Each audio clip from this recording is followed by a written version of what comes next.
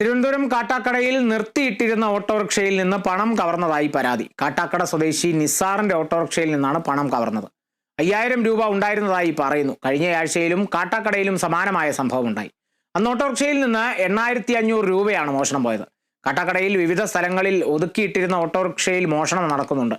Kattakada police സ്റ്റേഷനിൽ പരാതി കൊടുത്തിട്ടും ഇതുവരെ ഒരു നടപടിയും ഉണ്ടായിട്ടില്ലെന്നും പരാതി ഉയരുന്നു.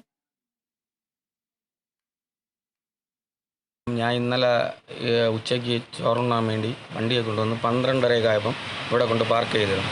വീടിൻ്റെ സമീപത്ത് ക്യാമറ ഉള്ള സ്ഥലമാണ്. പാർക്ക് ചെയ്തിരുന്നു. തിരിച്ച് ഞാൻ 1:30 മണിയായപ്പം 1:15 മണിക്കകത്ത് ഇവിടെ ഇറങ്ങിയപ്പം വണ്ടിയിലെ ഡാഷ് ബോക്സ് തുറന്നു കിടന്നു. അതിൽ എൻ്റെ പേഴ്സും 5000 രൂപയും ATM കാർഡും കുറച്ച് പണയം വെച്ച തുണ്ടുകളും ഉണ്ടായിരുന്നു.